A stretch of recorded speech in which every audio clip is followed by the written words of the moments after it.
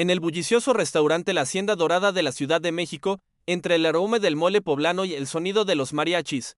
Esperanza Morales terminaba su turno nocturno. A los 25 años, había trabajado como mesera durante 7 años para mantener a su madre enferma y costear sus estudios nocturnos de contabilidad. La lluvia golpeaba las ventanas cuando un hombre elegante entró al restaurante. Vestía un traje italiano impecable y caminaba con la seguridad que solo da el dinero. Se sentó en una mesa apartada, revisando documentos en su teléfono. Esperanza se acercó con su sonrisa profesional, pero algo la detuvo en seco: el reloj. Un Patek Philippe dorado con incrustaciones de diamantes que brillaba bajo la luz tenue. Su corazón se aceleró al reconocer ese diseño único. Esa marca distintiva en la esfera que jamás podría olvidar.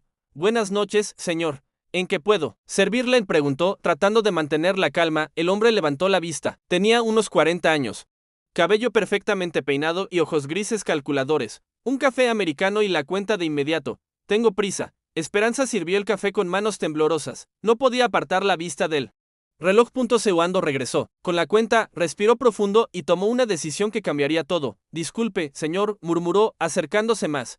Mi padre ya trabajó para un hombre con ese mismo reloj. El hombre que se había presentado como Alejandro Vega, multimillonario, del sector inmobiliario, frunció el ceño. ¿Perdón? ¿De qué habla? Esperanza sintió que el mundo se tambaleaba. Ese reloj lo reconocería en cualquier lugar. Mi padre, Carlos Morales, trabajó como chofer para Eduardo Vega durante 15 años. Ese reloj fue un regalo de su esposa antes de morir. El silencio se extendió entre ellos como una grieta invisible. Alejandro estudió a la joven con nueva intensidad, notando por primera vez los rasgos delicados, los ojos color miel que le resultaban extrañamente familiares. Eduardo Vega era mi padre, dijo finalmente, su voz apenas un susurro. Murió hace 10 años en un accidente automovilístico. ¿Tu padre, Carlos Morales? El hombre que conducía esa noche. Las lágrimas brotaron de los ojos de Esperanza. Durante una década había cargado con el peso de esa tragedia. Su padre nunca se recuperó de la culpa, aunque la investigación había demostrado que un camión ebrio había causado el accidente. Carlos murió 2 años después, destrozado por la pena y la responsabilidad que sentía hacia la familia Vega. Mi padre se culpó toda su vida, susurró Esperanza. Decía que debería haber tomado otra ruta, que debería haber protegido mejor a don Eduardo. Murió creyendo que había fallado. Alejandro cerró los ojos, procesando esta información. Su padre había hablado constantemente de Carlos, de su lealtad inquebrantable, de cómo había sido más que un empleado. Había sido un amigo. Los días siguientes fueron un torbellino de emociones para ambos. Alejandro no podía dejar de pensar en el encuentro. Había pasado años culpando a Carlos Morales por no haber salvado a su padre, construyendo un resentimiento que ahora se desmoronaba ante la realidad. Regresó al restaurante la noche siguiente. Esperanza lo esperaba. Había pedido hablar con él después de su turno. Se sentaron en la pequeña terraza trasera, bajo las luces de colores que decoraban el lugar. Tengo algo que mostrarle, dijo Esperanza, sacando una caja de madera desgastada de su bolso. Dentro, cuidadosamente guardadas, había fotografías amarillentas y una carta manuscrita. Mi padre guardó estas fotos durante años. Mírelas.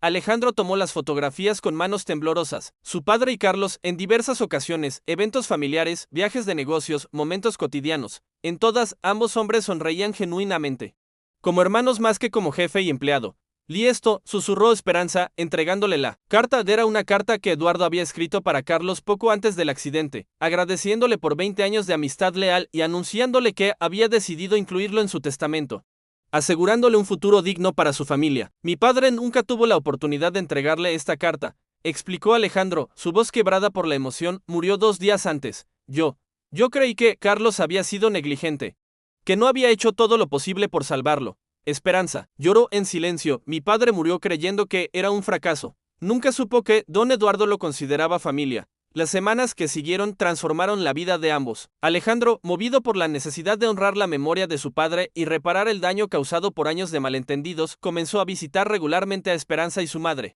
María, en la modesta casa de la colonia Roma Norte.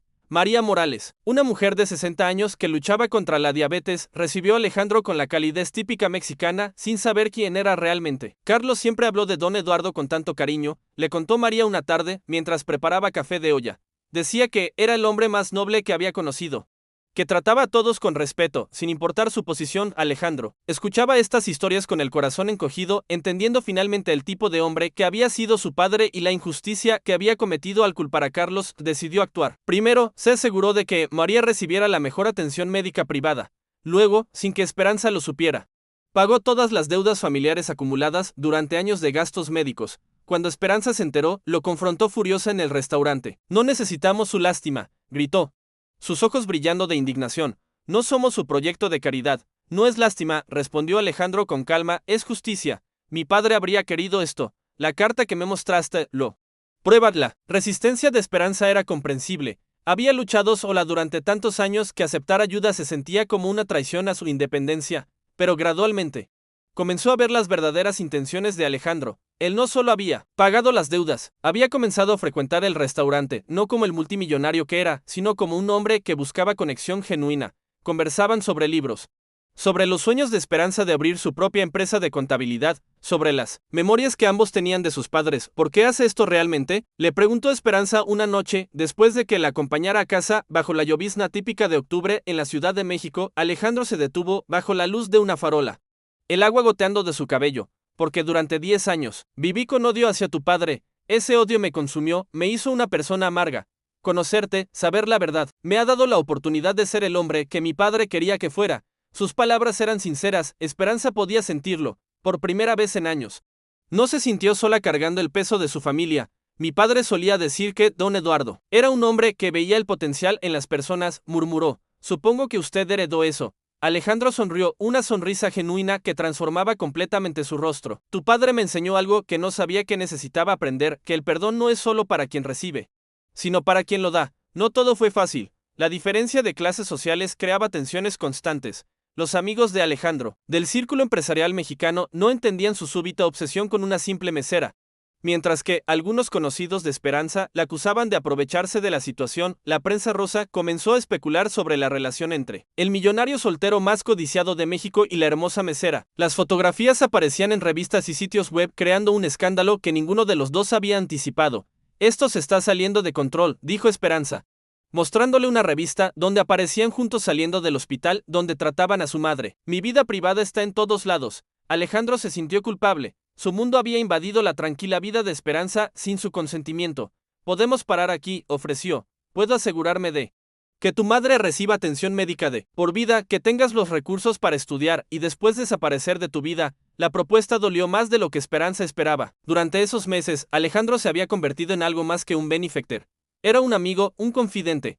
Alguien que entendía su dolor porque había compartido una pérdida similar. ¿Es eso lo que quiere?, preguntó, su voz apenas audible. No, admitió él.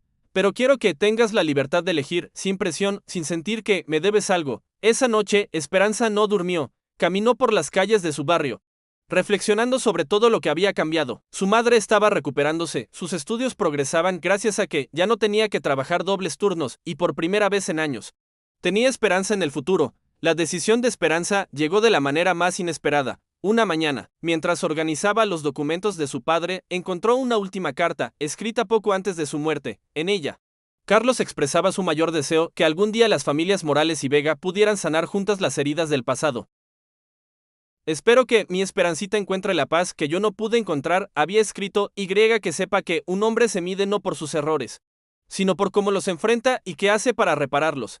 Esa tarde, Esperanza fue a la oficina de Alejandro, en Santa Fe. El edificio imponente la intimidaba, pero su determinación era más fuerte. Subió al piso 30, donde la recibió una secretaria sorprendida. Necesito hablar con el señor Vega, dijo con firmeza. Alejandro la recibió inmediatamente. Preocupado por su expresión seria, leí algo que escribió mi padre, comenzó, entregándole la carta. Entendí que esto nunca fue sobre el dinero o las oportunidades, fue sobre sanar. Alejandro leyó la carta, sus ojos llenándose de lágrimas. Mi padre y el suyo habrían querido que fuéramos familia, continuó Esperanza. No por obligación o culpa, sino por elección. Yo elijo quedarme, elijo construir algo nuevo con usted, algo que honre su memoria. 6 meses después, Esperanza inauguró su empresa de contabilidad especializada en ayudar a pequeños negocios familiares. Alejandro era su socio silencioso, pero el éxito era enteramente suyo.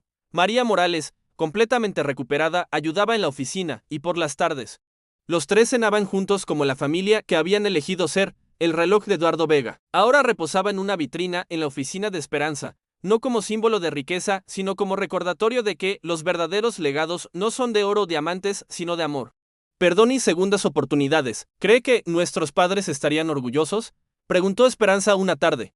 Mientras observaban el atardecer desde la terraza de la oficina, Alejandro tomó su mano suavemente. Creo que finalmente encontramos lo que ellos siempre quisieron. Una familia en la distancia. Las luces de la Ciudad de México comenzaban a encenderse, testigo silencioso de una historia que había comenzado con dolor y culpa, pero que había florecido en perdón y amor verdadero. Una historia que demostraba que a veces los finales más hermosos nacen de los comienzos más dolorosos.